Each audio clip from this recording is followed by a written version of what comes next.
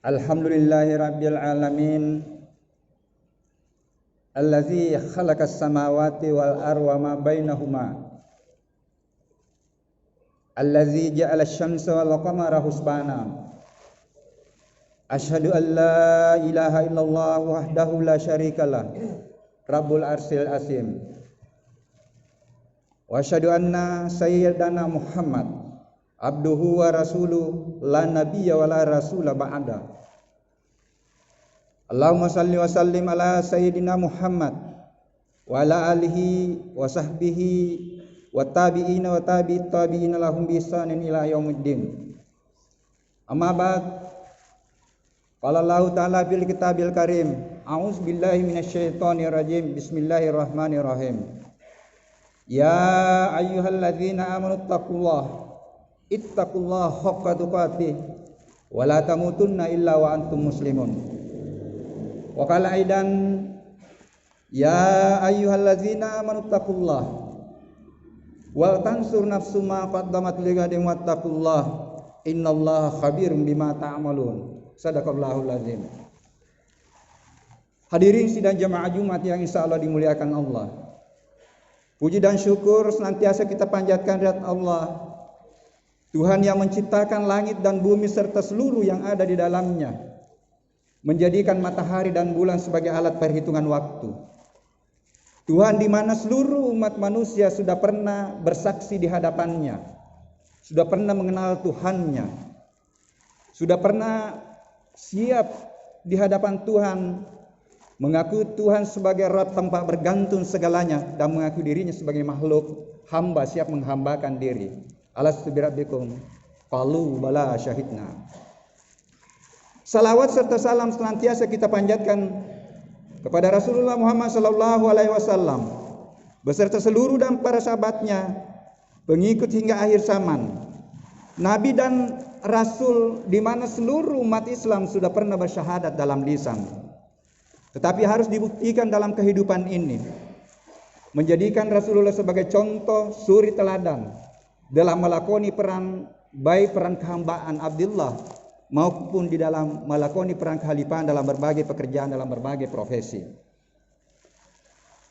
Nabi dan Rasul yang insya Allah ketika kita mengikutinya, kita akan mendapatkan keselamatan di dunia dan keselamatan akhirat.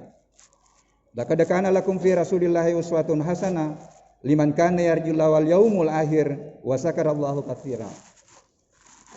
Bukti tanda kesyukuran dan keimanan kita pada kesempatan ini dengan memenuhi panggilan Allah.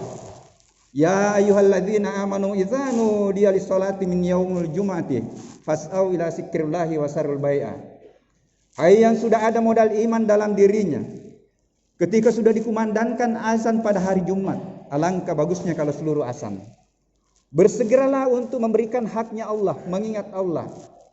Ada 89 ayat yang saya temukan yang dimulai dengan ya ayyuhalladzina amanu. Ketika sudah melaksanakan ibadah fantasyiru fil ar wabtagu min fadlillah. Jangan juga tinggal malas. Bertebaranlah ke bumi untuk kembali melaksanakan pekerjaan kita. Bagi yang nelayan boleh kembali ke laut. Bagi petani kembali bertani.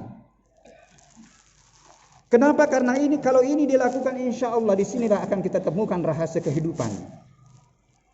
Khairul lakum in kuntum ta'lamun. Itu lebih baik bagimu seandainya mempelajari rahasia di balik itu. Yang terkadang menggiring manusia lalai dari tugas-tugas kehambaannya karena mencari rezeki. Karena mungkin rezeki hanya diterjemahkan sempit, hanya materi. Allah menutup ayatnya, yarzuqu liman yasha bighairi hisab. Aku akan berikan kepada siapa yang aku kehendaki tanpa batas. Wallahu khairur raziqin. Akulah pemberi rezeki yang baik. Hadirin sidang jamaah Jumat yang insya Allah dimuliakan Allah. Pada hari ini Jumat 28 Rabiul Akhir 1443 Hijriah. Ini tidak terasa. Allah memberikan umur panjang, nanti tidak terasa lagi ini sudah dekat-dekat Ramadan. Bertepatan dengan 3 Desember 2021 tahun miladiah. Desember adalah akhir tahun dari tahun miladiah. Apa yang kita lakukan setiap perputaran waktu, ada dua yang perlu kita lakukan. Yang pertama adalah bersyukur. Ada 3 yang perlu disyukuri ketika kita sampai pada suatu saat. Yang pertama, syukuri nikmat hidup. Kita masih dikasih waktu Allah untuk hidup. Yang kedua adalah syukuri kesehatan. Karena apa artinya hidup kalau sakit terus? Dan yang paling mendasar adalah syukuri nikmat iman.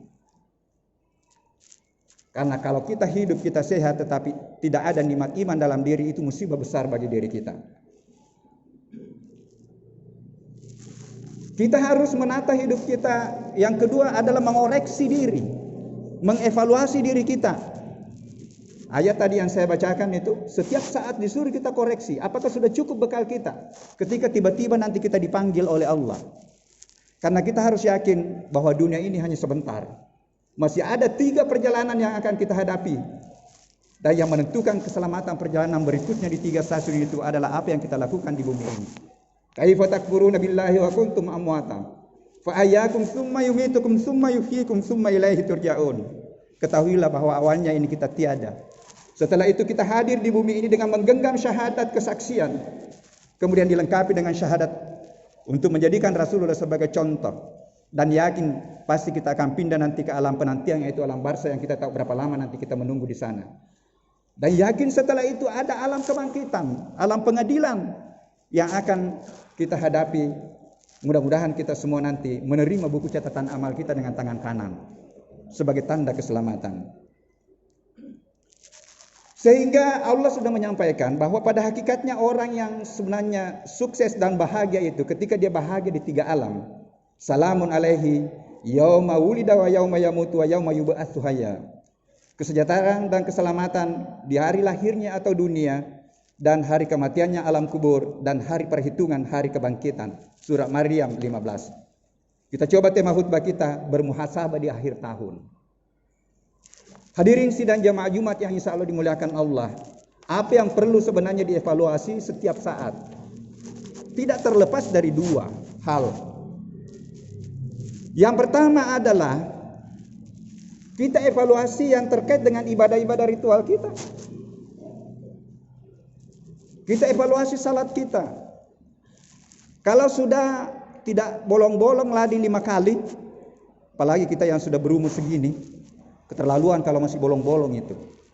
Coba koreksi awal waktunya, tadi rahasianya itu. Karena Allah sudah menentukan waktu salat sebenarnya. Bahwa waktu salat bagi orang mukmin itu aku sudah tetapkan waktunya. Inna sholata kanat 'alal mu'minina kitaban mauquta. Di ayat lain Allah menyampaikan hafizu 'alas salawati was salatul wusta. Jaga waktu salatmu. Kalau sudah itu insyaallah tambah-tambah lagi sunnah. Ada 17 rakaat, 12 rakaat rawatib. Dan kalau mau mendapatkan rahasia kehidupan, tambah ke salat tahajud. Karena Allah yang langsung menyampaikan, wa minal laili fatahajjat bihi nafilatan laka asa an yab'atsaka rabbuka maqaman mahmuda. Surah ke-17, 79, 78 perintah salat wajib. Pada sebagian malam bangunlah, tambah-tambah salat wajibmu. Niscaya aku akan memberikan posisi maqaman mahmuda, posisi kemuliaan. Kalau Allah yang memuliakan kita, masih ada yang bisa menghina kita? Lanjutkan doanya, Rabbi adkhilni mudkhala sidqin wa akhrijni mukhraja sidqin waj'alni min ladunka sultanan nasira. Berpeluang kita mendapatkan 4 kemuliaan dengan praktek salat tahajud insyaallah. Evaluasi puasa kita, mohon maaf. Puasa wajib itu hanya Ramadan. Tidak ada yang bisa menjamin dirinya sampai bulan suci Ramadan. Karena ini rahasia kehidupan, tidak ada yang tahu. Makanya kita dianjurkan ada sunnah-sunnah. Ada Senin Kamis, kalau belum mampu di Senin Kamis latih-latih Senin. Ada Ayyamul Bid setiap pertengahan. Itu yang dievaluasi setiap saat itu, karena disitulah sebenarnya rahasia perjalanan hidup untuk merebut kemuliaan. Kita bertempur di sunnah-sunnah, karena yang wajib itu kan berdosa kalau kita tidak lakukan. Sedekah, zakat, ada yang wajib, ada juga yang sunnah. Jadi setiap amalan ritual ada wajib, ada yang sunnah. Mengkaji Al-Quran bukan hanya dibaca, tetapi tadabburi, baca, pahami, terapkan dalam kehidupan. Rupanya itulah makna utlu. Utlu ma uhiya ilaika minal kitab. Bukan hanya ikra. Satu penggalang-penggalang ayat saja. Misalnya kita terapkan dalam kehidupan. Allah Maha melihat, kemudian kita terapkan dalam kehidupan bahwa Allah Maha melihat, hakul yakin, insya Allah itulah yang akan mengeliminir nanti perbuatan-perbuatan kita yang tidak diridhai oleh Allah. Kemudian yang kedua yang perlu dievaluasi yang terkait dengan muamalah kita, fungsi kehalifaan kita. Dari berbagai profesi, mulai dari profesi rumah tangga. Rasulullah bisa sukses di segala bidang. Pedagang yang sukses, kemudian pemimpin yang sukses. Apa yang membawa dia sukses? Satu kata kunci adalah kejujuran. Sampai sekarang ini sudah bertahun-tahun itu dievaluasi oleh dunia. Dari ribuan orang-orang sukses yang diteliti, tetap urutan pertama yang mengantar orang sukses adalah integritas dan kejujuran. Apa itu kejujuran? Kita yang tahu. Karena kejujuran yang hakiki antara kita dengan Tuhan sebenarnya. Itulah kejujuran. Boleh jadi kita pura-pura jujur, tetapi Allah Maha melihat dan Maha tahu. Hadirin sidang jemaah Jumat yang insya Allah dimuliakan Allah. Yang perlu dievaluasi juga bagaimana interaksi kita dengan alam. Bagaimana menghargai lingkungan. Bagaimana menghargai tanaman, bagaimana menghargai terumbu karang. Karena kita dilarang untuk merusak. Kulu washrabu min rizqillah wa la ta'tsaw fil ardi mufsidin. Makan dan minumlah rezekiku, tetapi janganlah bertebaran di muka bumi ini berbuat kerusakan. Perintah menghargai lingkungan sebagai bagian dari akhlak Rasulullah.